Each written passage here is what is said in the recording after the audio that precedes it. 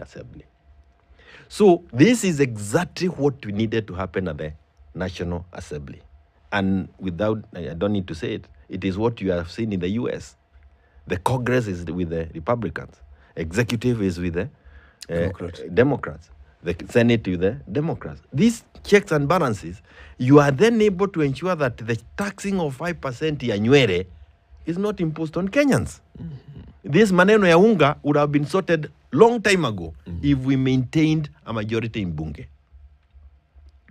Why is it, even in the Senate, not a fair game? But why is it that Senate is able to force their things? Because the numbers are almost the same. And if Azimio pulls out of the Senate, quorum dies in the Senate. But what does that mean? If we are truthful, and this is why we are saying in our maandamano, fidelity to the provisions of multi-party democracy.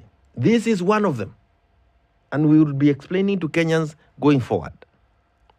We cannot continue allowing this absurdity to continue on the floor. We would be able to be the ones learning the committees of Parliament.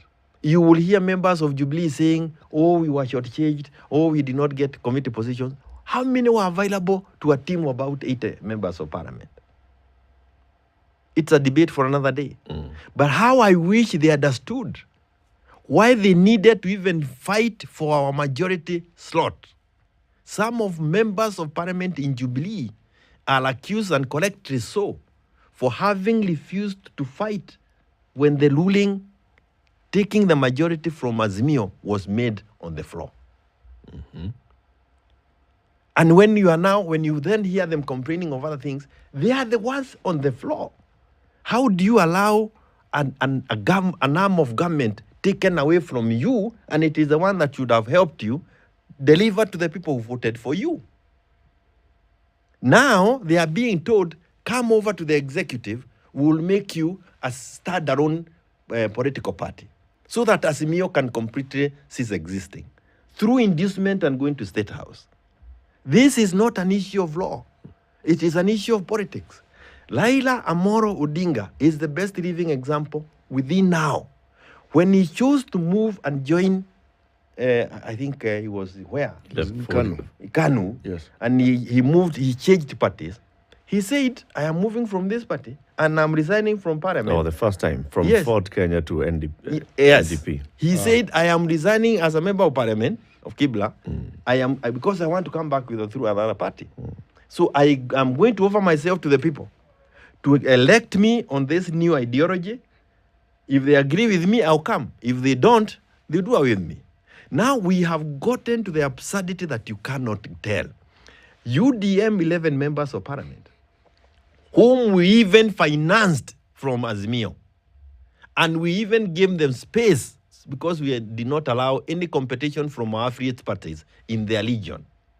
They get to Parliament, and even before they are sworn in, before they even know the doors of Parliament, they have defected to Karen and the other places. But now, allow me to say this. Yes. There is no other level of dishonesty that you can get from a leader.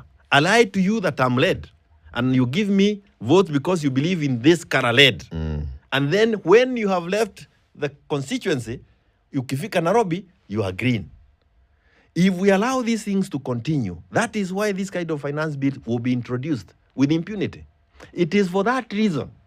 Another absurdity that is happening in this country, that we are now amending the constitution through the standing orders.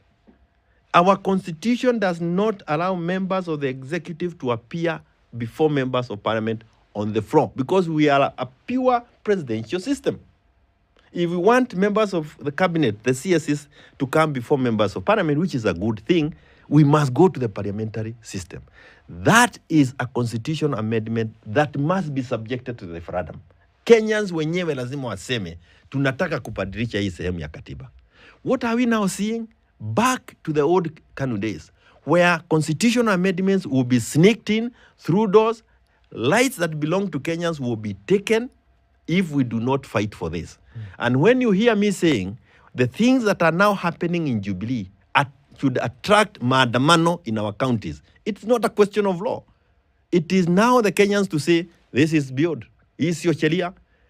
And it will be. We will be starting maandamanos from our members in the county to protect their party.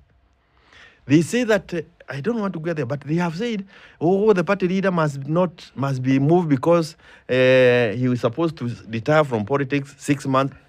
You know, when you interpret law like it is an ordinary, there are 3 ways of interpreting a statute. There is that way of interpreting it as the words have been put in, and it will always give you an absurdity. These characters who are moving around here have taken the President's Retirement Pensions Act and interpreted to say that the fact that he has said after 6 months you must retire from active politics is you retire so that you can get pension. Yeah. So the person who should be asking Uhuru, you are still active in politics, I cannot give you pension. That's it. But who is retiring? Is it the person or is it the position that you're retiring? Now, that's another debate. We can go to a constitutional court and you'll actually find that even that act is unconstitutional. But this is the thing about the absurdity about that interpretation. It is not the business of the office of the registrar. That is not an act of parliament that the registrar will quote. It is an act of parliament that will be quoted by the pensions people. That we cannot give you this money because we are told to give you when you have stopped active politics. But he also asked them, but hata sijawaitisha, I don't need your pension.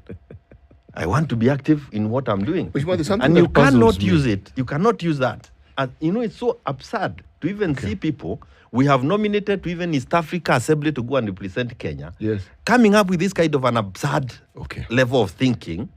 Again, people who are nominated by the same party leader have now decided to come and remove him from the party. We are discussing politicians and how politicians behave. Okay? What I wonder is, I hope it's not a proverb. You have no. It's not a proverb. I'm just saying because these are politicians and we're seeing how they behave.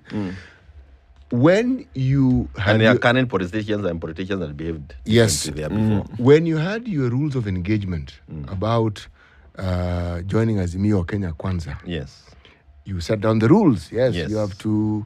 You wait for 6 months, then give 3 months notice. Now, was there a clause that foresaw a situation where someone does not abide by those requirements? And if they didn't, what could you do to hold them?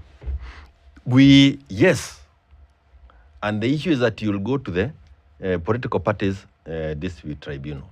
And you also have to have an internal party mechanism. Now, this is why I'm saying there is the law and the politics.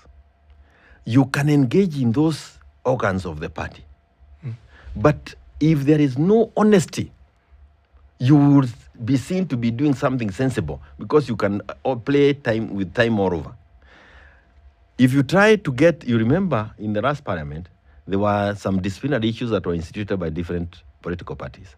And people moved around between corridors of judicial corridors until 5 years were over. I want to tell you, the kind of scenario that we are in is not where we are going to allow ourselves to be messed by those technicalities. The office of the registrar of political parties is supposed to have flagged that up to the speaker. Did they? They didn't. They were quiet. The office of the registrar of political party was created to protect political parties and multi-party democracy. The space, because it is a space that will remain endangered by the executive, and it does not matter who is in the executive. So when that office becomes complacent, then we get to the kind of difficulties that we are in. Why are we where we are in Jubilee? People meet at a tree. There is no notice. They start giving notices to one another. People who attended the NEC, I have given you the list of members of NEC. Even the ones they appeared with the other day at our tree are not on that list. And then they write a letter to the registrar. They say we had a NEC meeting. The registrar acknowledges that letter and gives his force that would allow them to come and become disruptive to the party. It's until we went to court for that letter to be put aside that some bit of sanity was put back. So there are many people who need to become more. But you also understand, this office of the registrar is now being it's called arm twisting. It's arm twisting because what did they do? They quickly put her at the Muturi. Back to the old days. Now she is at the AG's office. And before that, it was an independent office. It was an independent office that should be funded by Treasury and by Treasury through political parties so that they are not subject to the executive. But why is it that Azimio seem to be fighting a rearguard battle? Because these fellows, your opponents or your protagonists, seem clear about their intentions and they are going about their business in whatever manner they are going about it, whatever means they are using. They're clearly executing a strategy. Yeah, they're clear. Yes. And you seem to be retreating. That's what I'm calling you're fighting a rearguard battle. You are all politicians. You can see what they're doing. Why are you not responding in kind? I will tell you we are responding in kind, and I tell you why you will see the panic in the executive. You will not be seeing it. We can tell when there is panic. This is a battle we are not going to fight as politicians. This is a battle that will be fought by Kenyans. And this is why, this is, by the way, the first interview I have agreed to be part of to explain it. The anger with Kenyans, and especially where the parties are predominant, for example, Jubilee is predominantly the heavy Mount Kenya. The anger in Mount Kenya that Sabina can now see, and he has removed Uhuru as a party leader. That anger will force people to the streets. Kenyans need to understand the conmanship level that is in the management of their affairs today for them to say enough is enough. And when Kenyans say enough is enough, you no longer need to read them. I want to take you back to 2 days ago. Raila Amolo Odinga says, we have maandamano. Tomorrow, 2nd of February, 2nd of May, is a holiday. We will be out in the streets. Yes? And we have our intelligence, of course, many things I don't want to explain. We says, wacha tuone nani wanakuja kuharibu mali ya wenyewe. So we hold our people back. The people who had been organized to come and cause mayhem, come, and they cause mayhem.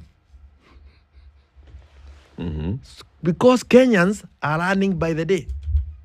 So when we now tell them, your voice against these punitive taxes, the voice that is only available to say, bei ya unga ishuke, the voice that is only available to say, we cannot have a country where our children are not going to school because a government, our people in government have imposed new school fees.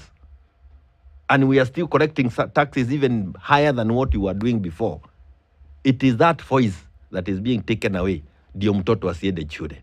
We want you mama na wewe baba, tokea kwa barabara, ambia hii serikali waache kutuchezea. Walisema saa hii ndio tunawaambia, waambie watajua hawajui.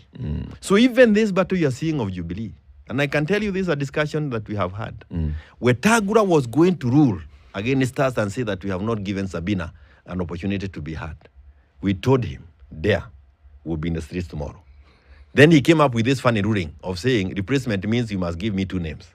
And what are they trying to do? They want to buy themselves 1 month where they can manipulate the political parties until they get Jubilee out of Azimio.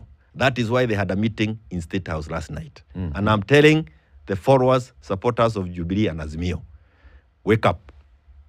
Do not allow these things to happen. How many Jubilee members were in the State House meeting last night? Don't have that detail. I wish they could give us the photos. These are the photos that, you know what, I don't know. So they come and tell us. You had your people.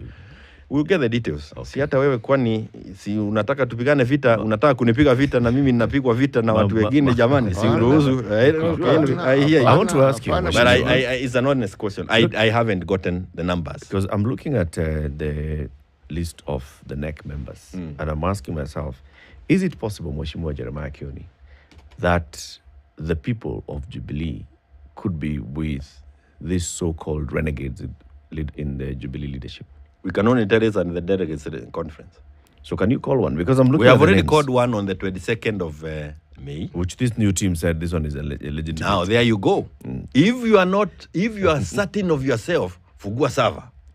If you are certain of yourself, kuja kwa NDC. Kwa nini unajificha unapitia kwa dirisha? You see, it is the same behavior of people trying to benefit from positions without going through the correct channels and trying to use the legal technicalities that will keep you becoming a nuisance to others. As we sit here, there is one of the tribunals that they are controlling that is sitting in a hotel, and they want us to appear before them in a hotel, Fairview Hotel. And they are supposed to be sitting at the party headquarters. What tribunal is this? A Jubilee tribunal. A Jubilee tribunal. And you can actually see somebody sending you a character in the night telling you must appear. Who sets up a tribunal? Who has the mandate to set up a tribunal? The tribunal is set up as provided for. It's an organ of the party. Yes, it is. But some of those people are some of those people are not even in that organ. They have been put on. Now, let me tell you the other dangerous thing. In politics, there is the issue of trust. And you can actually see Kenyans vote for you because they trust you. When you breach that trust, it is what brings around a revolution. One of the biggest things that has happened within Jubilee is individuals who are supposed to protect the interests of the party have breached the trust. For you to be nominated, for you to be called an executive director, the party has trust in you. Yeah. For you to turn around and then stab the same people who gave you that trust, there is no other level of dishonesty. And hii mambo, hata mambo hii ni utaona dunia tu. That's why I was asking you, maybe the other side has the people. Because you look at from executive director Wamboi to Adan Keinan to Joel Kibe, Njenga Mungai, Wanja Maina, Mulembe Mundalo, Fatuma Gedi, Rachel Nyamai, Kanini Kega, Mutava Musiemi, Abdulkadir Haji, Roeda Mohammed, Kagwe Geshohi, Joshua Kutuni, Jeremiah Kioni, David Murathe, Nelson Zuya, Peter Musitet, Naomi Shaban, Kenoti Katobu, Jimmy Angwenyi, His Excellency Uhuru Kenyatta. How many of those are on the renegade side? Question to ask ourselves. Thank you very much. We had a NEC on the 28th, chaired by the party leader. We had quorum. We have shared those minutes with the office of the registrar. In that meeting, there are those we decided to expel, to get out of, and the letters are on the way. They will be going at the opportune time. And again, we also ask ourselves, why do we nominate you to go and betray the people of Kenya? You are eating the sweat of those others who never got to that. You have a salary, and you are using your salary to even deny them the voice. Time for the news. Thank you very much. Tunashukuru sana kwa hiyo. That you came with. Na watu wakuja Fairview wale ambao wanapenda chama, waende waseme hapo haina maana. Bulletin now, Jubilee Secretary.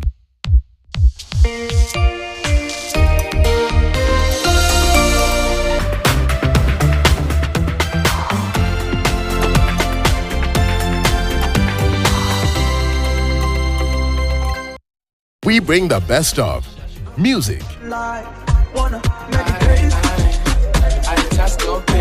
kids entertainment, lifestyle, don't miss, sports, business. We do not do a design twice. We do unique pieces. You have to be 100% disciplined. Not every time things go right. And gospel shows.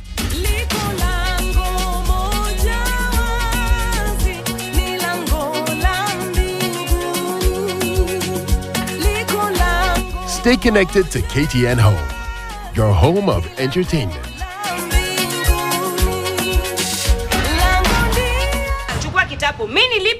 So you might need that big mfuko. This back-to-school week, you can now shop big. Naivas Kikapu Kibonge, the biggest season saving countrywide. Naivas saves you money.